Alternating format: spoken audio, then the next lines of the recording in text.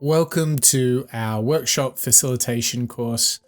I'm Mike Parsons, and I'm going to take you through a host of templates, checklists, thinking, strategies, you name it, on how to facilitate a workshop. Primarily if you're doing a vision setting workshop, right through to doing a product discovery workshop with lots of rapid prototyping. I'm going to give you all the insights that you need to learn how to put the participants first, how to serve them, how to enable them, make them curious, confident, and creative, but also learn that really there are three big periods in which you can have an influence, and that's before the workshop, during, and naturally after. And there's a whole bunch of activities that you can do in order to optimize the results in each of those periods. So I want to share with you all the best practices that I've learned from doing hundreds of these workshops, and I hope that you're on your way to being a great facilitator. I'm going to start by presenting you with some early stage sort of principles and philosophical thoughts about how to approach the actual workshop. Don't you worry, we're going to get stuck into preparation and strategy. We're going to get stuck into how you run your workshop. We'll even talk about the floor plans that you need to accommodate all of your people, and of course, how you come out of the workshop. But first, there's some important principles I think we really need to jump into. And I want to set this up by talking about what I want you as a facilitator to learn from this workshop. Here's the things that I really want to give to you by the end of this. First of all, there's four big objectives to start with, and that is aligning the participants. I really want to show you how you can do this, making sure that everyone is cohesive. So aligning the participants, preparing the participants, empowering them, and communicating with them. Because what you shouldn't forget here is that if you do these first four things, everything else in the workshop becomes a whole lot easier to get done. Now, of course, beyond setting the participant up for success during the workshop, you really do need to be prepared for the unexpected. You really need to remember that when you put a bunch of creative people together, it will never work out how you expect it to. So I'll teach you how to deal with that. I'll show you how to empathize with the end user or the customer that you're actually prototyping with. And in any given moment, there's lots of different techniques that you can use. And I'm going to teach you which ones should show up at which time. And of course, you're in a day or a 2-day program, time management is really key. So I'm going to teach you some key insights, some learnings, just some best practices on how you can keep things on time. Well, as best as possible on time. One thing I want to do is put this a little bit in context. If we talk about workshop facilitation, as you can see here on the left-hand side, it is deeply connected to the idea of discovering your product, developing your product, and driving your product growth. At any one of those three pillars of entrepreneurship, you can use workshop facilitation. So this is a really exciting tool for you to use to bring people together, to get people on the same page and really have that clarity, not only in the speed of which you're working, but the direction that you're going.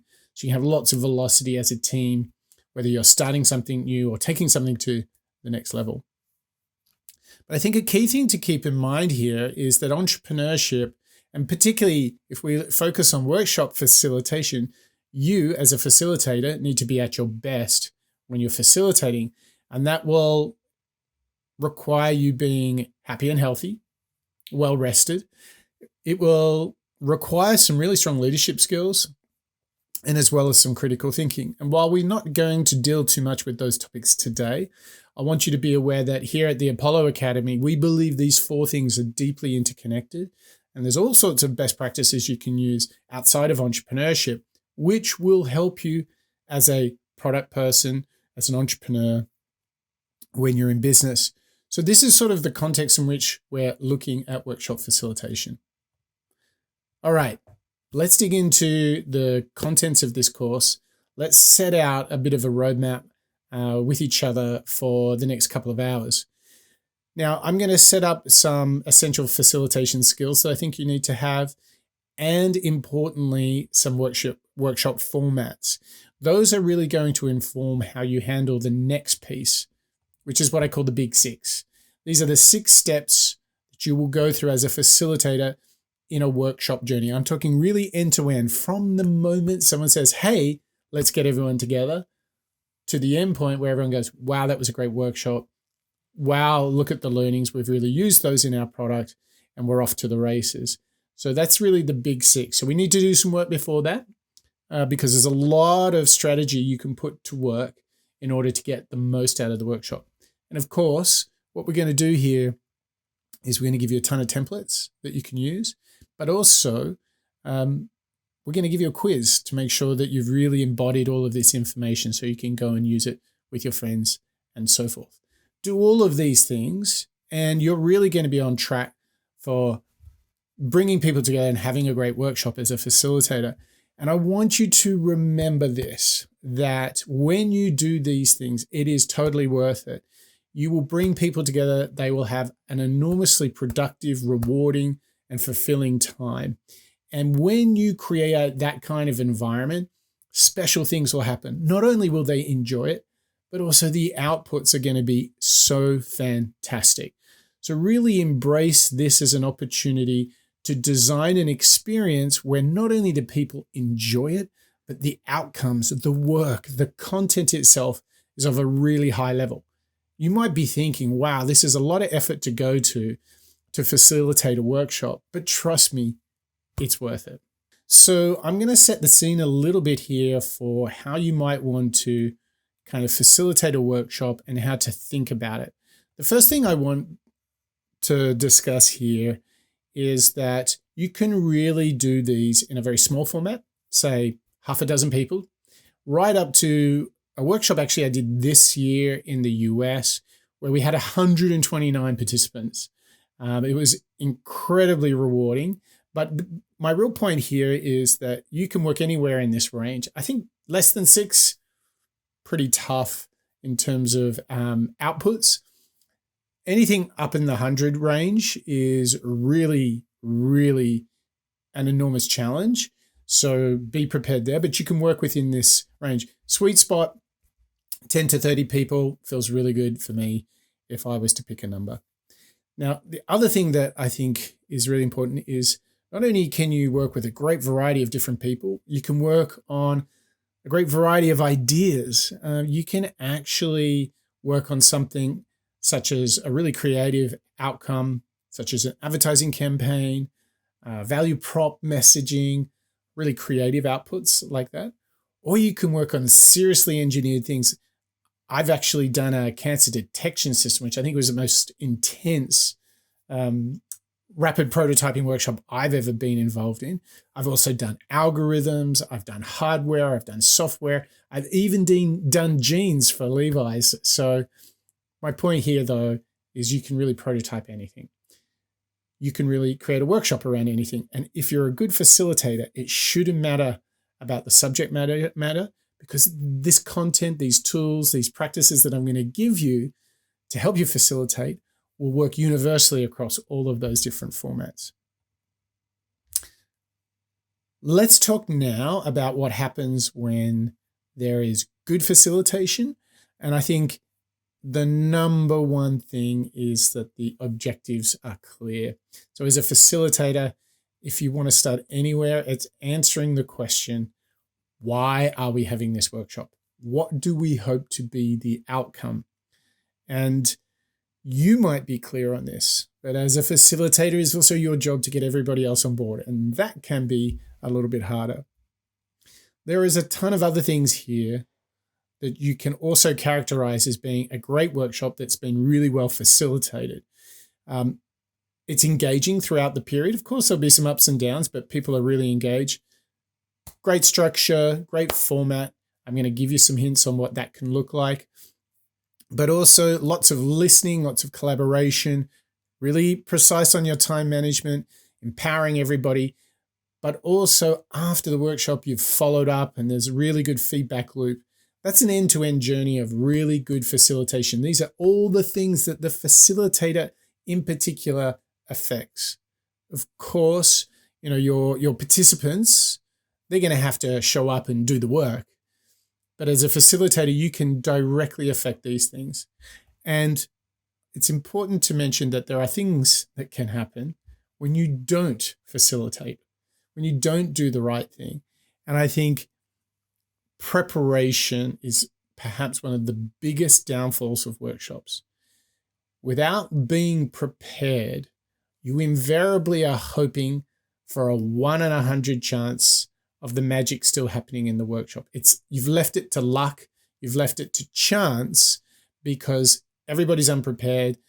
They may be unclear on why they're there. Maybe people can't attend for the full period, all that sort of preparational things. You need to attend to them. Otherwise, a bad workshop is going to feel really poorly prepared, but it's going to have some other characteristics. You might have a couple of people dominating the conversation. It might be disorganized. Maybe the catering is not in place. Maybe the room, the facilities, maybe you're grossly over time on every activity. Maybe you don't even know what activity to do. The point here is that these are things that you can avoid, but you need to know that they are big risks. So really, when you go through this course, not only will you be tested on this at the end in the quiz, but I'm also going to ask you to take away the PDF and to use it as your checklist. This is a list to review. These are your whammies that are going to catch you out. So make sure you have it handy when you're doing your next workshop so you can really avoid getting yourself into trouble.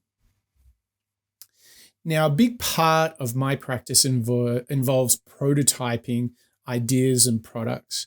And a lot of what I'm going to talk about and focus on in this course is going to be on the role of the facilitator. So I'm not going to deal in detail with strategy and how you do that. That's something that I tackle incredibly in depth in the rapid prototyping course. So go to apolloadvisor.com, grab that course. I would suggest that you pause this video and go and watch that course first if you're really serious about doing product-based workshops, because that will give you a lot of information on the really in-depth practice of prototyping. And this will really support the facilitation of such courses. If you haven't done it, just be aware that you'll be having quite a few questions throughout the course of this if your focus is on prototyping. Last thing that I want to say here is the work that I am doing here is pretty intense relative to the normal workshop. I don't like guess-a-thons. I don't like just brainstorming and leaving it at that. I like thinking, ideating, and then building, creating, testing, and here's the magic part, iterating. And I like to do 8 sprints in 2 days. This is kind of Premier League workshopping and prototyping. You might be familiar with the famous book Sprint. They talk about doing their process over a week or two. I'm like, let's go for 2 days. I've been doing this for over a decade, and I've done it with some of the biggest brands in the world. And I can tell you this thing for sure. 2 days is more than enough time to have material breakthroughs on vision, on alignment, and on product. If you have people dedicated to the cause on board and ready to work, it doesn't need to be 5 days, and it certainly doesn't need to be 2 weeks. So I really like to go at it hard, intense. There's no passengers here. We're all driving. So just a heads up, I would expect any workshop to have done at least 100 different tests after the course of 2 days. I would expect tons and tons of learnings and fails and iterations. And I expect a cohesive minimum prototype, if not MVP, by the end of the 2 days. So if you're doing workshops that are maybe not in like 5th gear like that, but maybe in 3rd or 4th, you can take a lot of these practices to increase the productivity of your workshops and help people feel just that much better about the time they invest in your workshops. Workshop facilitation is about serving others, and we're going to get to the practice of doing that. But the first thing I really want to focus on is you, the facilitator, and your skills. And I'm going to outline now what I think are some skills you really need to work on and be ready to demonstrate before, during, and after your workshop. Okay, number 1, communication. You are the agent of bringing people together, getting people aligned, getting people working in the same direction. And that takes your communication. Your written and verbal communication need to be really good. If you think about your written communication, providing clear information up front before the workshop as to where people should be, what is expected, is an absolute essential requirement for success. You just want to avoid anybody having doubts and uncertainties that they don't need to have about the basics, about the logistics.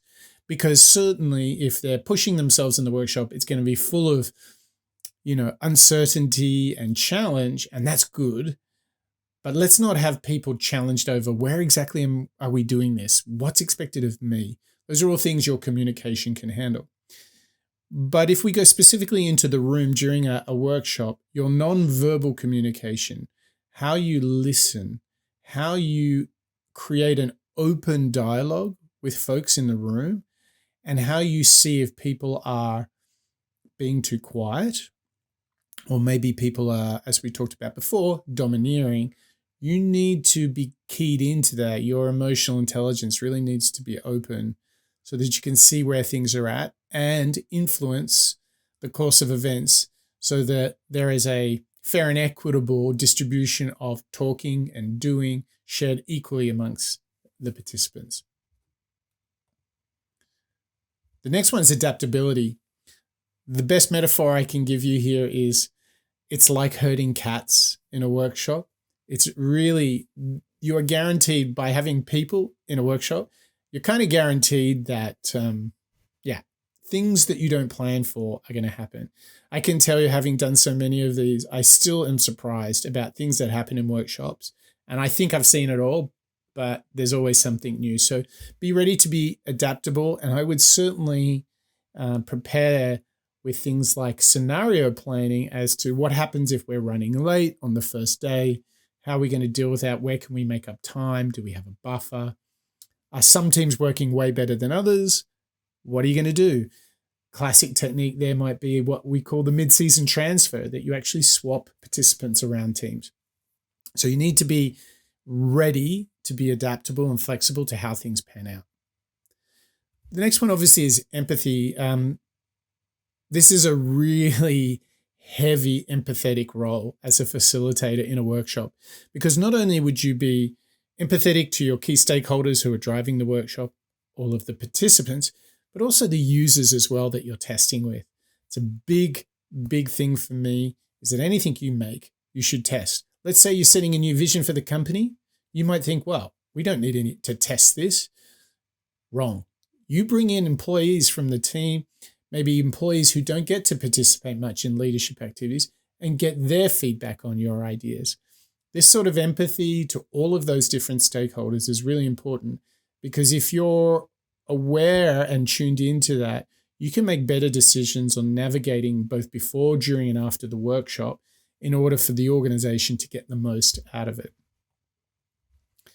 Techniques. Okay, you need to be armed with a bunch of techniques. Imagine it's like a menu of different things, different activities that you can offer up to groups and teams when they're working, because they will get stuck, particularly if they're doing something challenging, which I hope they are. It would kind of not be worthwhile having a workshop if it wasn't a challenge. And what you need to be able to do is like, right now, too much talking, we've got to move them into doing. Let's get them just to make a poster of their product idea rather than a prototype of the product in order to help them go quicker. So that's what I mean by understanding the different techniques that you can present to your teams to do. And don't think for a moment that there's like a rigid agenda that they're going to follow. Even though it might sound very logical when you're planning the workshop, you'll invariably find that things will go their own course, sometimes for good and sometimes for bad. So you just need to be able to bring in those appropriate techniques. Maybe it's a timeout, maybe go for a walk, mid-season transfer. These are all things that you can do to engineer the team towards success. Okay, let's get a little practical on this last skill. Time management.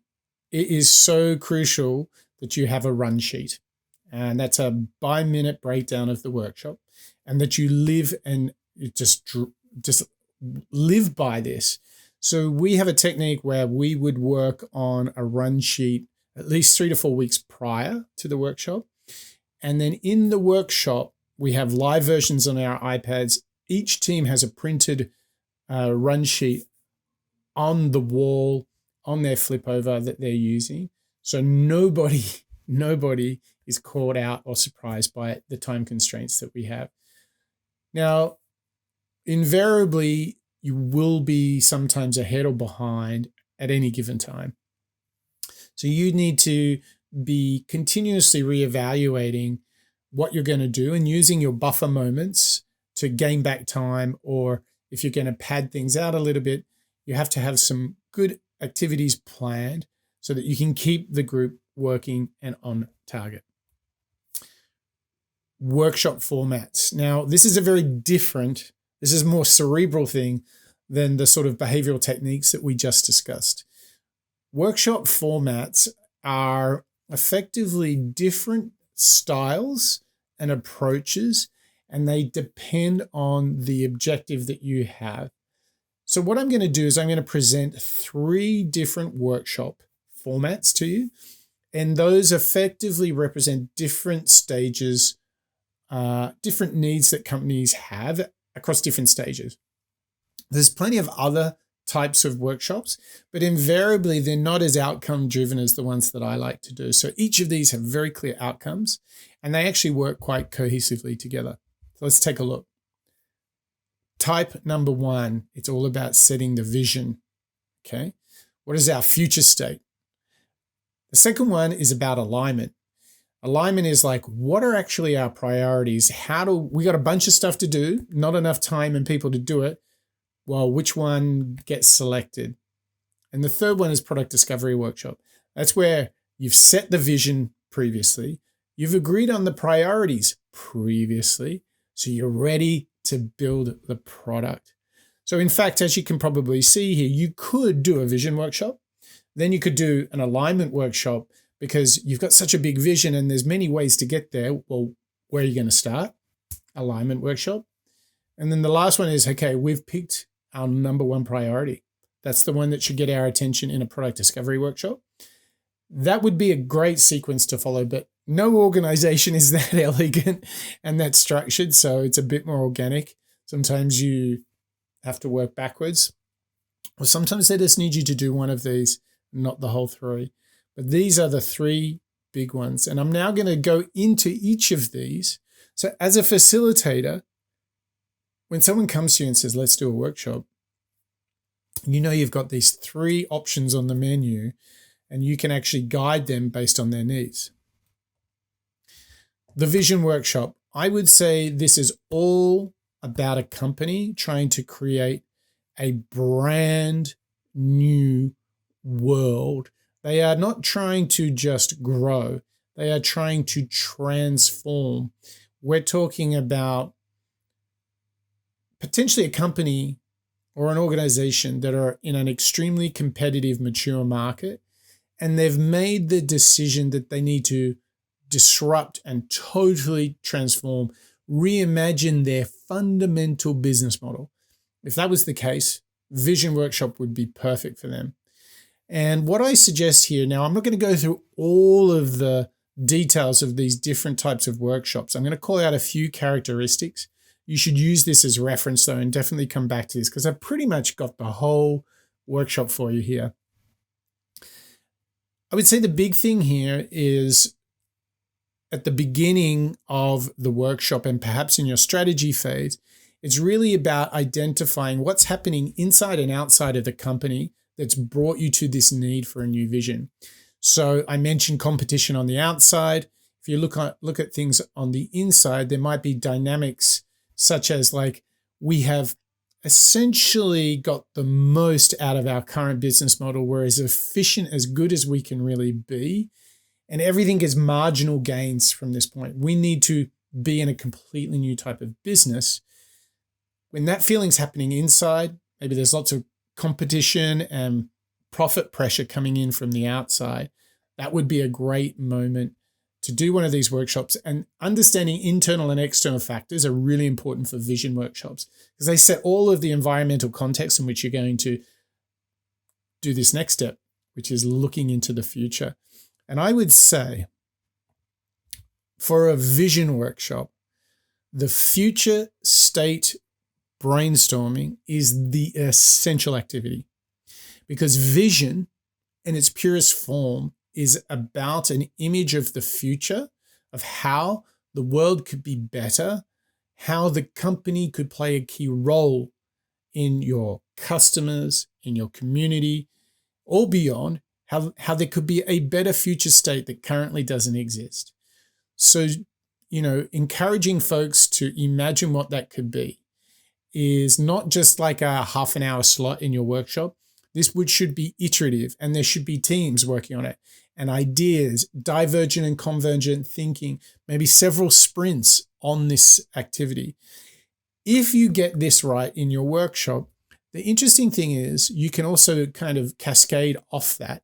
You can actually go and really dig into this, and from the back of that, you could design purpose and values. That's sort of how we're going to behave in order to realize this vision.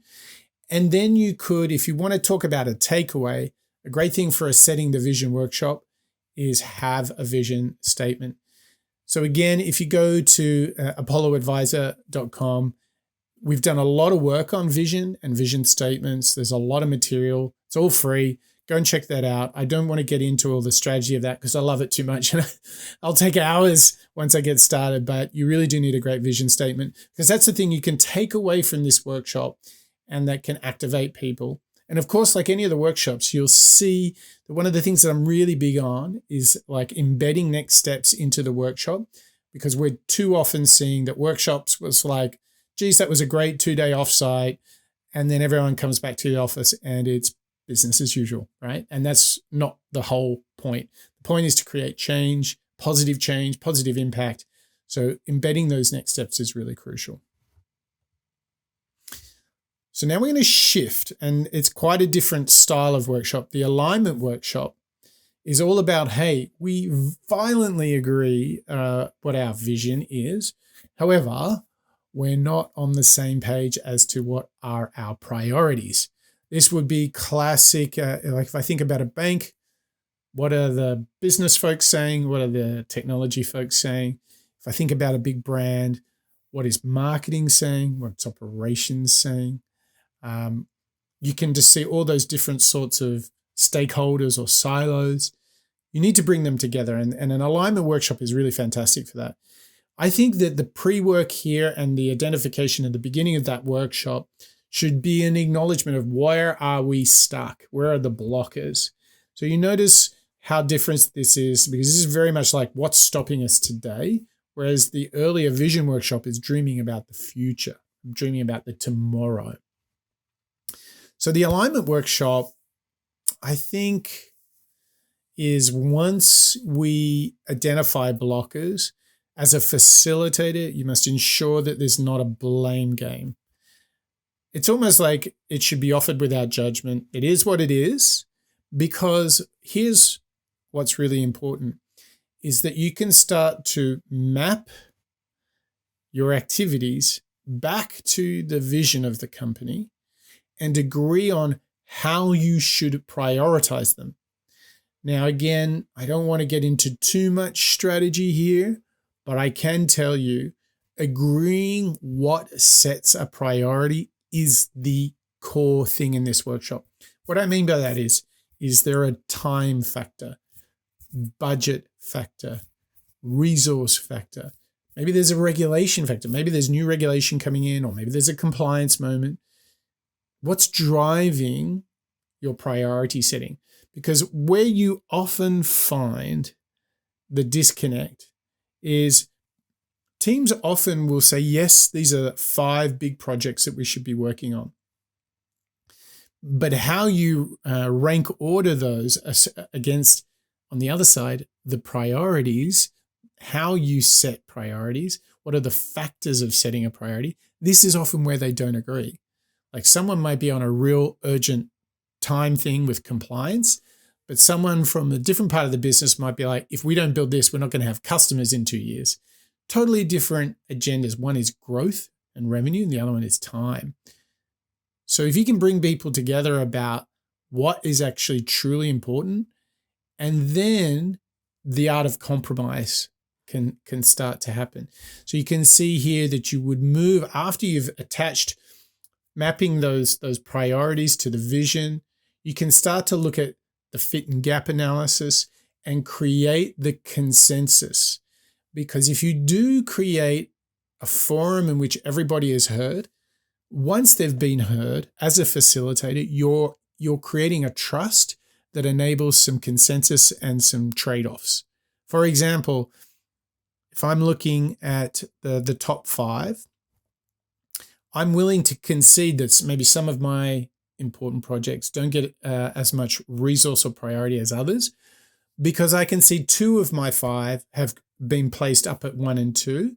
So I'll concede in order to work with my colleague who's in a different team. But they have some important burning platforms that they need to see action.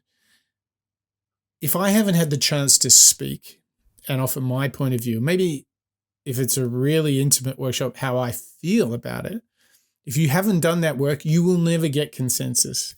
So you need to create the trust, do the mapping, identifying the overlaps, the gaps, and then create a forum when people are ready that they're willing to trade and to create the consensus, find the common ground. So this one's a delicate art and it's very hard to do, but that's the key thing. You have to come back to our vision. Why are we doing everything? And then you can get into the how and the what.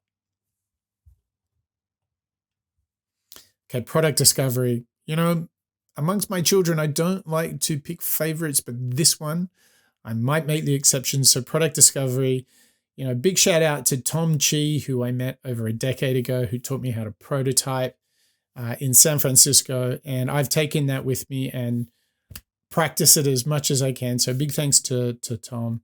And for me, the product discovery workshop assumes what you're working on is a priority and is in line with the vision as part of obviously your pre-work. So once you're in the workshop, you can really start shifting your focus to the user. What is the problem the user faces? What is the opportunity to delight that user? Let's have a look at thinking about different ways to meet this need. And then the key thing in a product discovery workshop, once you've got your prototypes together, and again, go check out the course on rapid prototyping if you want to learn about all the different types of prototyping, is you want to actually take those prototypes and test them with users. This is the game changer for product discovery, because don't be caught out by wishful thinking. Don't guess what the product should be. Test, learn, build, test, learn, build. Get in that loop with your customer, with your end user, because if you do that correctly, you will change, grow, and iterate your product idea dramatically over time if you're doing it properly. And it de-risks a brand new product launch. If you've done lots of prototyping in the early stages, you'll just be excited to launch it. You won't be so nervous. You'll have the confidence that this really helps your customers and has got a great chance of being a success. So if you're doing a product discovery workshop, without doubt, make sure there's users involved.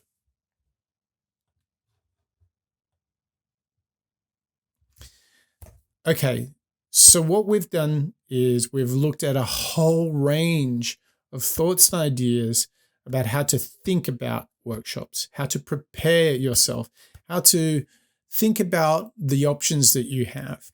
In the following section of the course, we're going to talk about the really specific actions that should happen on the roadmap from start to finish of the workshop. So hopefully now you know which kind of workshop you want to run and why. But importantly, you've got that framing and that context to make a really effective selection of what's to come. But before that, we've got some activities that we'd like you to do. So jump in, take the activities, refine those, really make sure that you are practicing some of these key principles around workshop facilitation, and you're going to get so much out of the next section. So a big theme for me with workshops is before, during, and after. And we're going to start this process before the actual workshop. In fact, we could be for, or my general preference for a big workshop, which would be 4 teams of 8 people, plus all the support crew and users. I'd want to start 6 weeks out. So I want you to imagine we're at that point. We're 6 weeks out from a workshop.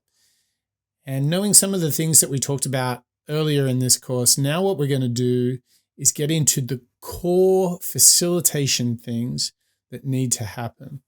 And I think the first big thing is to ensure rigorous gathering and analysis of the problem and the solution. What I'm saying here is someone might say, we need a new widget. And as a workshop facilitator, your first question would be, why? And that journey of understanding why do we need to work on this topic is really, really important. Invariably, good strategy and insights work before the actual workshop. We'll see a lot of refinement of the problem statement, how we get organized, some of the creative ideas as to what we're going to focus on in the workshop should change, iterate, and develop, grow over time. If it's a very static problem statement and doesn't change for 6 weeks, that would be a flag for me. I'd be like, you're telling me this hasn't changed in 6 weeks after all the work we've done. So you'll be asking yourself, okay, Mike, well, what work should be done? And I think if someone came to you, and I'm going to use an example here, and said, okay, we need a new widget. And you say, why? And, we're having troubles with sales. Okay. The first thing I have on the list here is verify that data. Actually, you can say, show me the CRM data, show me the reporting data, show me the transaction data, and have it verified. Because let's say sales are down, but then if you do the fourth activity here, the benchmarking, the whole industry might be down. Maybe your share hasn't changed. Your volume has. And that actually would get you into a very different kind of problem, because you would be talking about, are we in the right market? Not do we need a better widget? And so you are effectively moved from a defend to a grow horizon, maybe beyond. That's what verifying the data. Don't take it for granted. Another big one here that you can see is you can do quant and qual analysis and validation. Go into the data, speak to people, interview people, benchmark what's happening outside in your industry and in your competitive set. Scenario testing. So let's go back to our widget example. Some executives really believe we need a brand new widget. And you're like, okay, well, let's look at that scenario. Let's look at the assumptions behind that. Do we have time, budget, resources, facilities to create, design, build, and quality control a new widget? Do we have that? Because maybe we need to secure that commitment before we go and build the idea. My point here is I do see a lot of great ideas built and a lot of poor ones as well. But maybe even more so, what I want to say is I see people creating and validating ideas that don't actually solve the problem at hand or are not cognizant of constraint. And so you want to know the constraints on things such as time, budget, materials, and resources well before the workshop, because, hey, maybe, although challenging, you want to have a great idea, you want to build a new widget, but you only have half the budget you would expect. Now, that constraint may, in fact, lead to a whole pioneering new innovation, but that scenario testing will reveal that.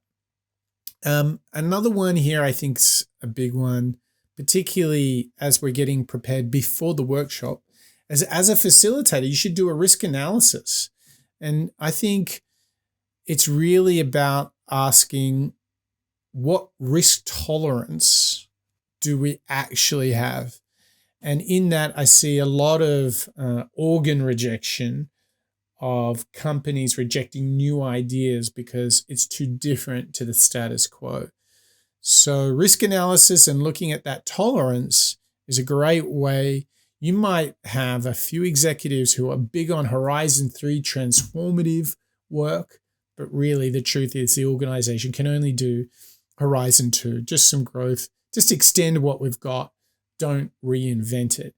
You can know that before the workshop, and that's really important. And I would say that this top half that I've highlighted on the screen here, these are the key ones. These are the essential ones you need to do before a workshop. And, you don't have to do them all in huge detail, but some will be more applicable than others. And a facilitator can guide this work. And actually, whilst this might sound a bit laborious, it will actually really help get your core team aligned before the workshop. And the conviction will be there, and you'll actually have a better time in the workshop. Now, off the back of that work, the key thing I want to call out here for your workshop, and as the facilitator too, is to make sure everyone agrees the objective. And I want to make sure you are aware as a facilitator that you have a massive range in objectives. This is like an axis from inspiring a bold new vision right through to simply dramatically improving the user experience for our customers right now. You could operate anywhere in between, and all of these options on screen are great topics, great objectives for a workshop. But here's the thing, what you do, what you facilitate in the workshop changes based on these objectives. And we'll talk about like the different activities and flavors. But you can already remember those 3 types of workshops that I pointed out. Well, the vision versus UX one, you can imagine how different. The vision is going to be about vision statement, imagining the future. Improving user experience, well, that's going to be about recruiting a lot of customers, finding out what their pain points are, really working out creative new ways to solve those needs. So a huge range, and really consider, well, what if we did this one, bold new vision, and what if we made it more about sparking more growth and revenue? Just see how that plays out. That's a great way to work out which fits better. Okay, so this is step 1. This is all about strategy. It's all about insights and objectives and making sure we're clear there. So now we want to design the program, okay? So we're shifting a little bit now from the content, and we're going to get into some P's. All right, so you want to have the right people. You want to have the right purpose. Well, we just talked about that, so that should be pretty clear. And we want to have the right place. So let's focus now on what I'm really trying to say here. As a facilitator, you should not conduct the workshop until these 3 are nailed, that you are confident that you've got the right sort of people attending, working on the right problem in the right place. What do I mean by place? Not only its location, I mean, is it a good time? If it's a week before the earnings report, bad time to do a workshop. If you can get a minimum of a day, preferably 2, that would be right time, right place. But you need like really open collaborative people, and everyone needs to be in total agreement as to whether are we defending the core business or are we into some transformative idea. This is really important. So let's focus on the people piece. I've highlighted a couple of characteristics on screen. Imagine this as much as a checklist, and wishful thinking if you could get like all 4 of the green ones, let alone the rest. But the green ones that I've called out on screen here, people that are collaborative, that are iterative in the way they think, that are all about serving users and really have a positive attitude. Beyond anything, if you have a bunch of people like that, they will figure it out. Now, of course, we'd love them to be creative. We'd love them to have strong interest in prototyping and all of those sorts of things. And, you will never get all of these characteristics in one person. However, what you could do is look at your 20, 30, 40 people in your workshop and say, do I have a good spread that covers most of these areas? And the secret here is that multidisciplinary type of cast if you have a group of people and participants with that range, you will hit a home run and more, because it is so much about chemistry and energy and how you actually get the best results in a workshop. Use this as a checklist. Use this as a reference point.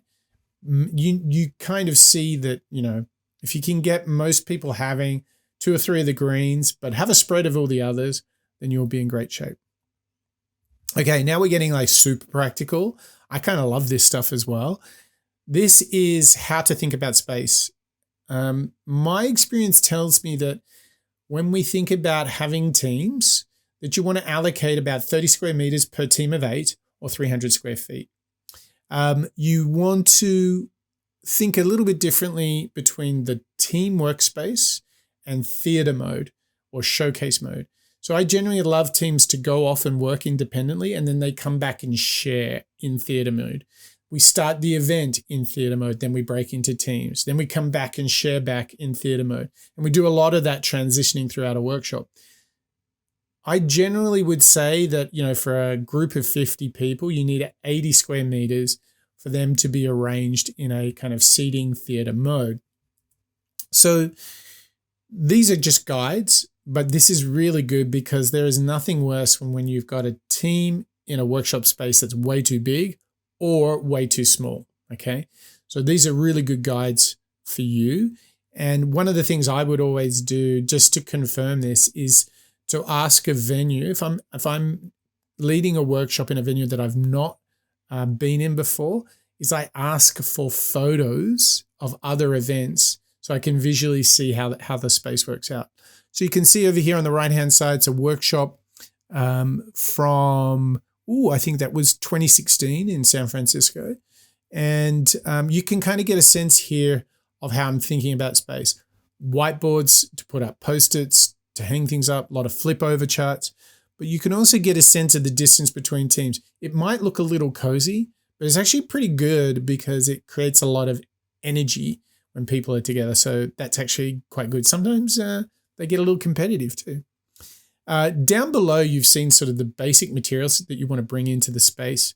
Whiteboard and flip over are essentials. And then you'll see our cool little trolley that has a ton of materials.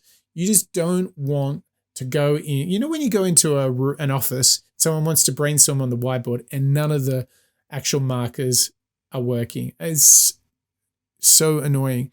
So lots of paper, pens, and pencils. In fact, over here in the bottom right is our whole checklist that we have per team. So you want to have a bunch of stuff to take in there. I do want to show you that if you are space constrained, I've had some success with this idea where you actually have 2 of the team workspaces can be sort of mobile in nature. So meaning mobile tables, highly mobile chairs, and that we can move those so that we can essentially use 2 of the team spaces as the theater mode or the showcase space. So invariably you need to have a highly flexible workspace to do this. If you've got if everything is fixed, this is not going to work, of course. But if you can, have highly mobile trolley with all your materials, whiteboards that can be moved, flip overs that can be moved, chairs and desks, and you can actually then just multi-use the same actual space for both theater mode and workspace. Okay, this is going to get even more practical now.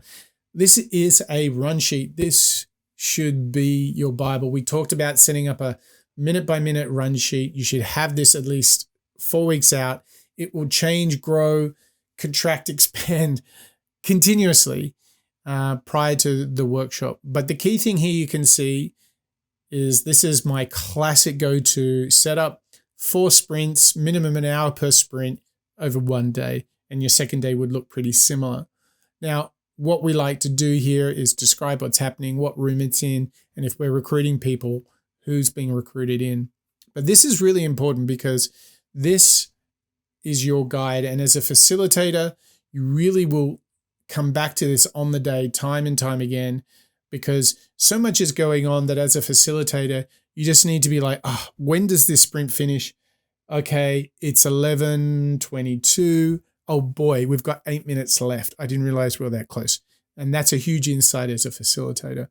So this run sheet is essential. And in particular, if I could give you one tip about the run sheet, is most people I work with and most facilitators that I train vastly underestimate the time required for the first sprint. And that's because it's the first sprint of the first day. People are working together for the first time.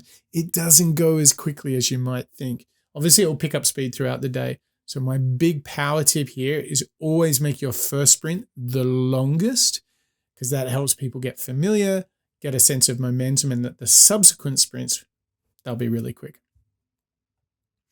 Okay, we're getting there. There's still a lot to cover, so stick in there.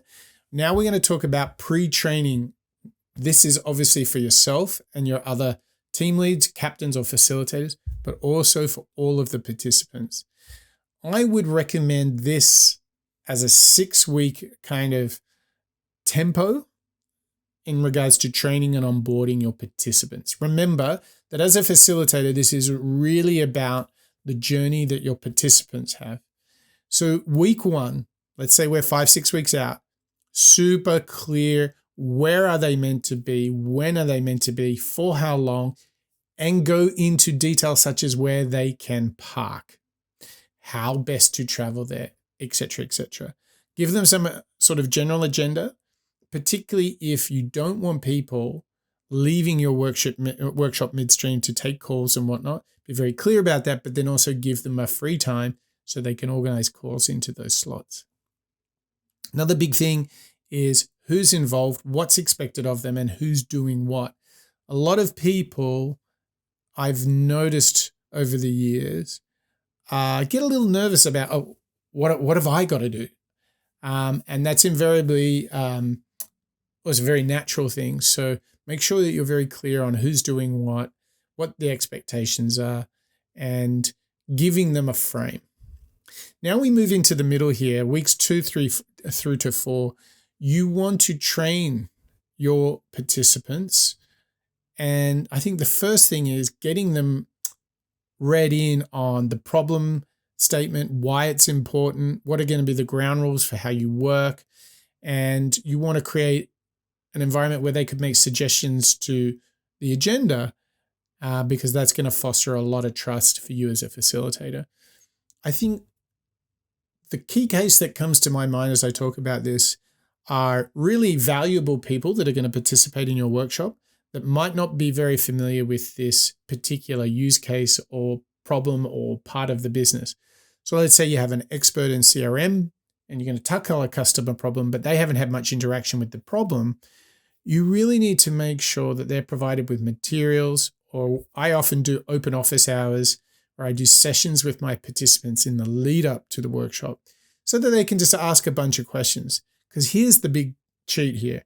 We are doing a lot of things prior to the workshop so that once people arrive, first day, first morning, first session, they're excited. And the way that they can be excited is because as a facilitator, you prepared them, you answered their questions.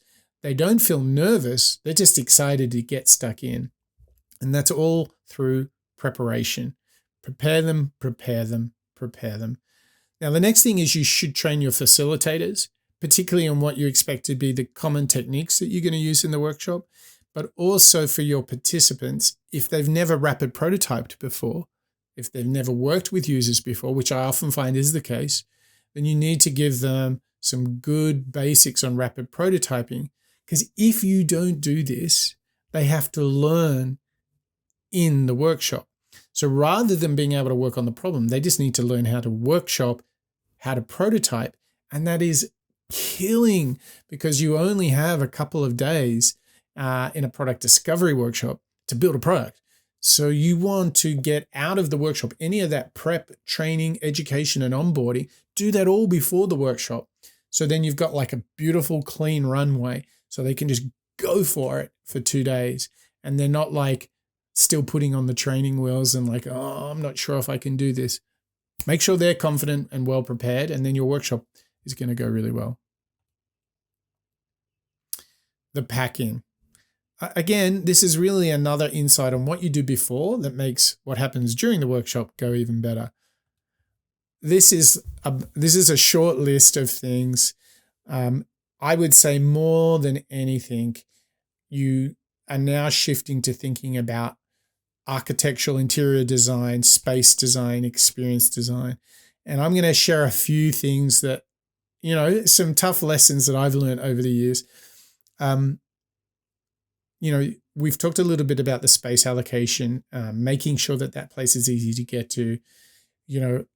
One thing I would say, it didn't even make my 13 items here, but if you are flying people in, fly them all in the night before. Do not fly them in on the morning of the workshop, because as you know, planes have a hard time of arriving at the time expected. So nothing worse than, a number of your participants are still commuting in from the airport. So the first thing is make sure the space is right in terms of the allocation of square feet and square meters. Make sure you can move things around. Lighting, this is a big one. Make sure your AV equipment is all done on your pack-in. So this is done the day before the workshop, not on the morning before. Make sure you've got all the stuff that you need and that we've spoken about: chairs, desks, materials, and so forth. Here's an interesting one. Active workshops are a bit different to a conference. So in a conference, rooms remain pretty temperate. But if people are building and prototyping together and really active, obviously the body heat goes up and the temperature of the room goes up. So I often find in workshops, we're looking to bring the temp down max 20 degrees Celsius, 68 Fahrenheit, because once you throw a bunch of creative people together and they work all day, that room can get quite hot. So sometimes having some window ventilation options, should you need it, is a handy one. And the other thing I would say is do not underestimate in an active workshop. People are going to be hungry. People are going to need caffeine. So make sure you got plenty. No harm in having a bit too much coffee because people need to work. Definitely see a lot of afternoon dipping. And make sure that, if you think about the space, that you've got access to, amenities and facilities, kitchens, restrooms, and all of the like. These are all critical things that you can take care of before the big day. Because what you want to be able to do is at the end of your pack-in, everything is set up literally as it's going to be the following day. Everything is laid out and ready to go. The way you know you're ready is that you can, we could actually have attendees arrive right now and it's exactly how we'd want it. That's how you know your pack-in is done. If, for example, the chairs haven't been laid out in theater mode, if you're starting with theater mode, lay them all out. Get everything done before the workshop starts. Day before, pack-in, crucial. A little technique that we have when we're booking a venue is if we have a workshop on a Tuesday and a Wednesday, we book out from lunch on the Monday so we can do our whole pack-in. As a facilitator, this is a killer move. You can, in a relaxed fashion, set it all up, and then you just sleep well the night before because you know everything is done. So here we are, the big day, the main event, it's here.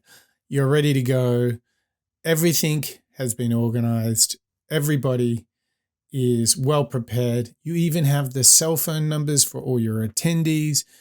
You have confirmation that people arrived the night before if they flew in. Everything is done. And the reason that you want everything to be done is that you want the work itself to be the only focus. If you're still madly checking the AV 15 minutes before attendees start arriving, and there's always some that arrive early, you're in a bad place if you're still doing that. If you're still laying out all the chairs 15 minutes before, you're in a bad place. The operating idea as a facilitator here is you can arrive on the day, you turn on the lights, everything's ready to go, everything's been confirmed. So when the first people arrive, you can greet them, you can engage them, and you can just feel absolutely confident that it's going to be a great day. Now, a couple of things that I want to set up now as we're going to move into the core work of a workshop. So yes, of course, there may be some keynote speeches and some inspirational talks. Yes, you're all super smart. You can plan those. You don't need me to give you any input there. I'm now going to focus on the hardest, most intense, most productive type of workshop. One where you are prototyping and working with customers, where you're building a product, where you're building a vision, where you're building a roadmap of priorities. Every participant should know what their challenge, their design challenge, their brief is going to be. What are they going to work on before they arrive? They will have received their design challenge via email at least 3 days before. I wouldn't do it 3 weeks before because actually then it will be forgotten, but 3 days is kind of a nice one. And what you can see here is a design challenge where you say, what if? You give them the challenge. I like to give them some thought starters on how they might think about that. I will have worked with team members to get them on board with this so they'll really understand their design challenges and some of their ideas. Again, all that preparation is so that on first day, everybody knows what's expected. A quick reminder that when we are prototyping a vision, a roadmap, or a product, you can use very diagnostic types of prototyping, interviews, role play, card sortings, you can get stickies up. You can move into more interactive formats. You can have whiteboards, wireframes, posters. Again, role play can be really good. And then if you're starting to build pieces of a journey or the journey itself, you can move into some digital prototypes. The point here is that you are working in these sorts of mediums, creating the direct experience. So if you want to test your vision for your new company, well, maybe you want to start by seeing what that would look like on the internet on Workday or at a poster in the cafeteria.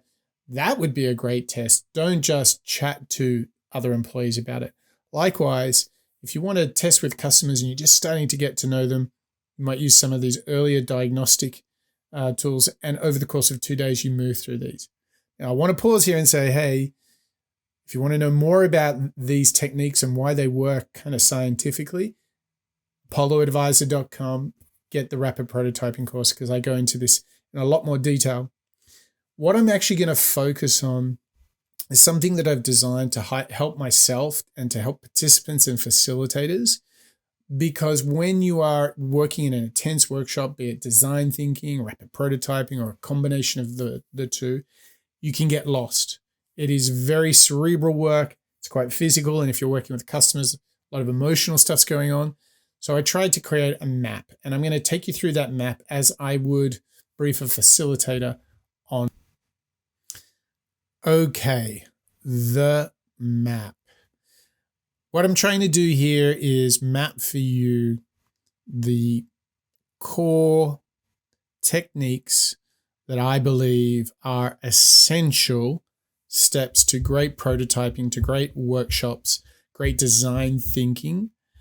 And I'm going to really take you through these as a facilitator and help you understand when you can deploy these, because if you stick to these techniques, I think you're going to find a lot of success. So invariably, what you need to do in the beginning of a workshop is to understand whatever you're making, be it a vision or a roadmap or a product, you're building it for someone, and you need to understand their needs. And so let's take a really simple example. It could be an employee, but we'll use a customer in this case. Let's say you really want to understand where a customer's at. So what I would consider doing is asking them to play out how they solve this problem right now. So let's say it was making healthy smoothies as an example. And you've got a whole setup where you've got a whole revolutionary new way of making smoothies. I would always start with saying, take me through how you do it today, right now. You could interview them with some questions. You could role play it and actually have a kitchen experience and get them to do it. Just the same as, let's say you want to take a banking example with a consumer and say you want to transfer money to a friend. How do you do it now? get them to show you how they do it, role play it. And what you can then start to move into is what I call card sorting and heaven and hell, where you ask them to describe heaven and hell around this use case. But card sorting is a very good one where you ask them to put down 5 feelings that come to mind when they think about transferring money to a friend. And they might say frustrating, expensive, transaction fees, these sorts of things. And then you can ask them to do things to put those cards in an order. And that tells you a lot about what's most important to them. Regardless of whether you're interviewing, role-playing with them, and that's a great one. You can role-play customer support moments. These are all to engender understanding of the use case, of the problem. So you don't have to rush to solution. There's plenty of time to get to the solution. What we're doing here is we're really getting into the idea of where is the customer at? We're really trying to lean into empathy.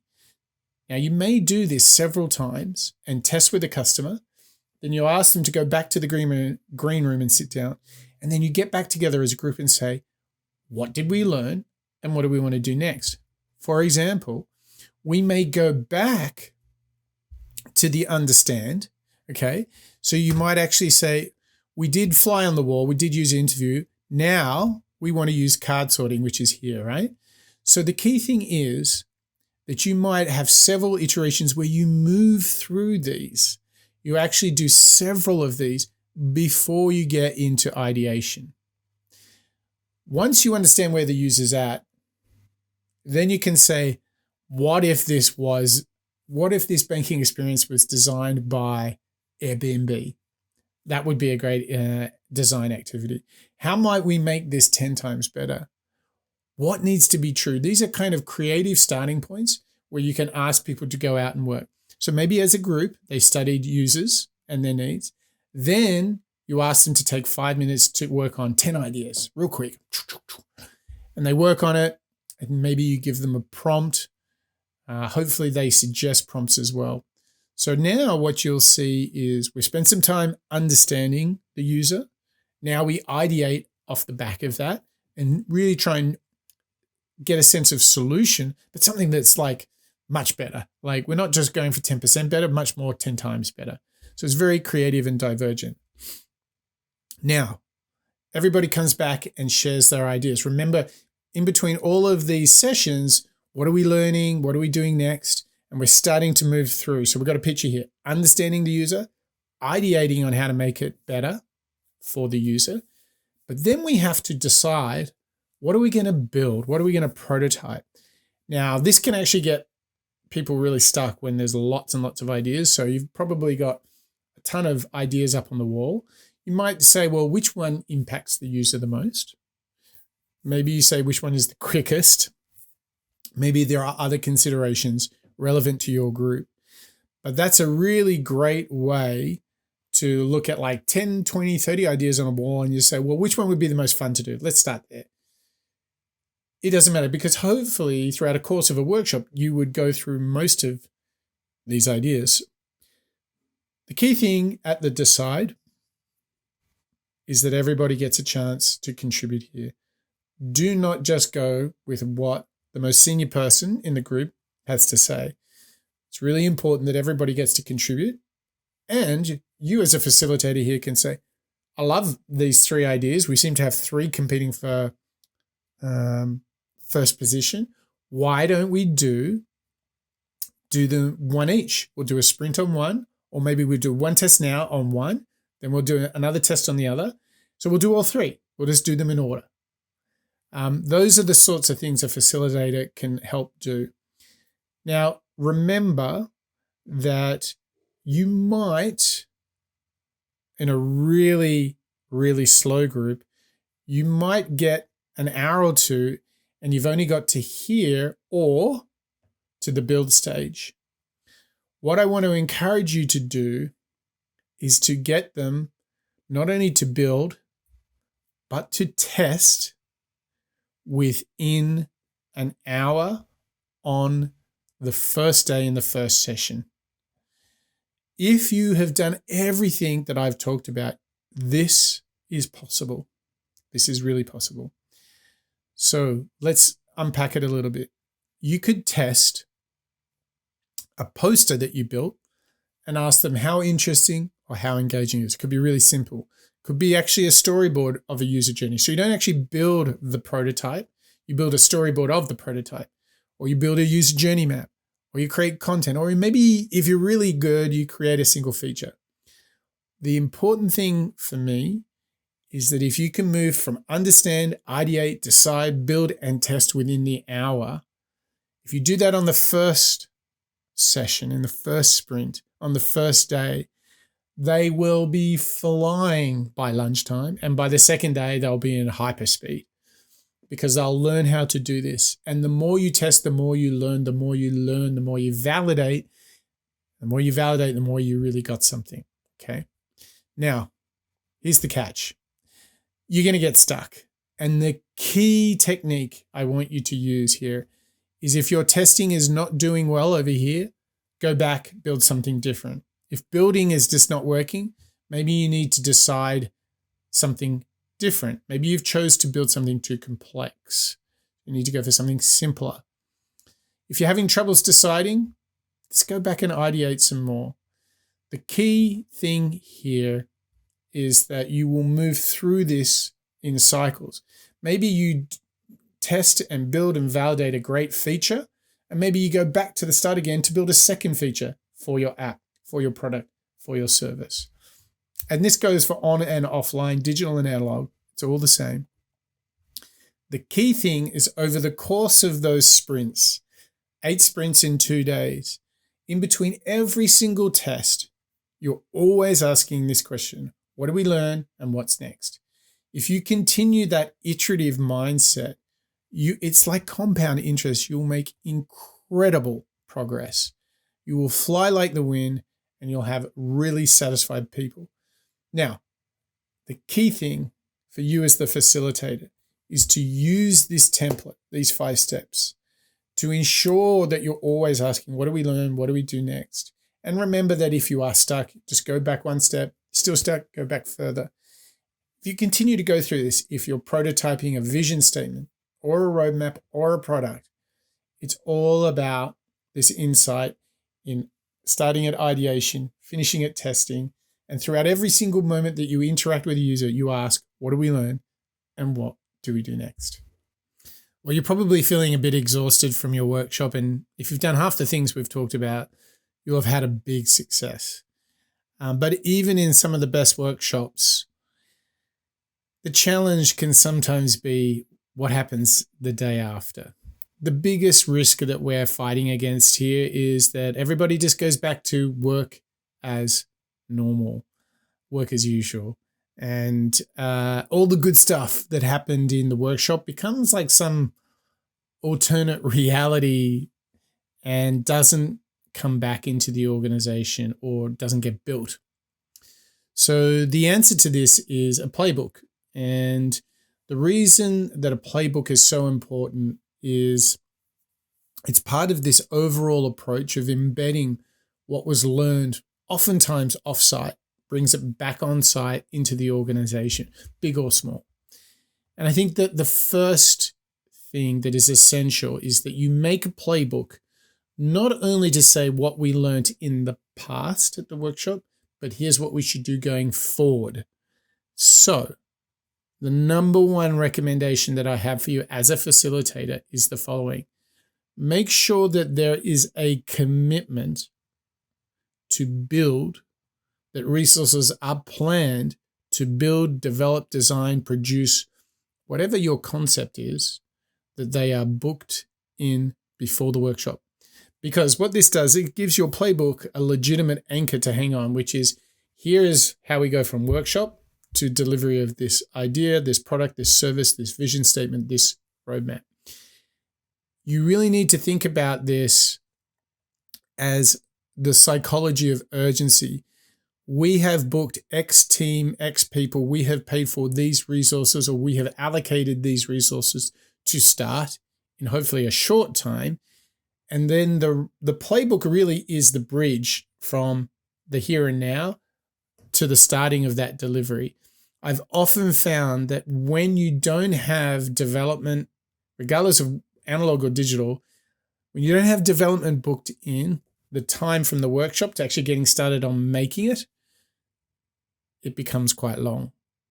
What I've also noticed is when I have had the fortune of having it booked in, it keeps up the momentum and avoids this sort of downtime, this sort of, the project takes a bit of a sabbatical. We can avoid that. So there's really, really critical insight. So I would always be framing the next step as an MVP, minimum viable product.